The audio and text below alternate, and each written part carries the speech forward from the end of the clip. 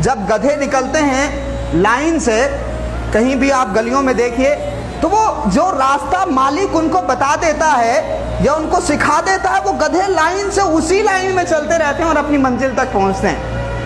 ہے کہ نہیں؟ ہم سب تجربہ کرتے ہیں اپنی آنکھوں سے. لیکن انسانوں کا حال کیا ہے اور ہمارے محلوں کا حال کیا ہے کہ ہم نے بائک ایڑی ٹیڑھی لگائی ہوئی ہے. سب سے زیادہ تنگ راستے ہم نے کیے ہوئے ہیں, سب سے زیادہ راستوں کو جام ہم نے کیا ہوا ہے. ہمارے محلوں میں تو زومیٹو والے جانے سے ڈرتے ہیں, ہمارے محلوں میں تو کیب والے جانے سے ڈرتے ہیں کہ بہت زیادہ ٹریفک ہوگا اور گاڑیاں الٹی پلٹی لگی ہوں گی, اور اگر اس غلطی پر کوئی ٹوک دے تو وہ سب سے بڑا مجرم ہے.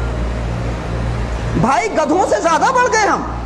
جانوروں کو اگر کوئی راستہ دکھا دیا جاتا ہے تو وہ لائن سے چلتے رہتے ہیں, ترتیب سے چلتے رہتے ہیں, سیکوینس سے چلتے رہتے ہیں.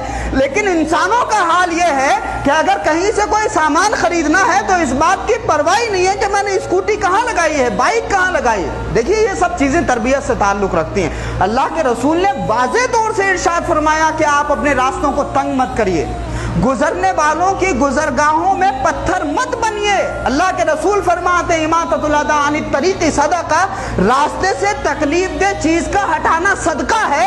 تو جن مسلمانوں کی ذمہ داری راستوں سے پتھر ہٹانا تھی, جن مسلمانوں کی ذمہ داری راستے سے تکلیف دہ چیز ہٹانا تھی, آج حال یہ ہے کہ ہمارے محلوں میں سب سے زیادہ راستے تنگ ہیں. توجہ دیجئے اس بات پر. آپ ٹھیک ہے آپ کے تعلقات ہوں گے چیئرمین سے, آپ کے خاندان میں بڑے سارے لوگ ہوں گے, آپ بڑے دبنگ ہوں گے, لیکن جب سانسیں بند ہوتی ہیں نا, اللہ کی طرف سے جب بلاوا آتا ہے تو ساری دبنگائی نکل جاتی ہے.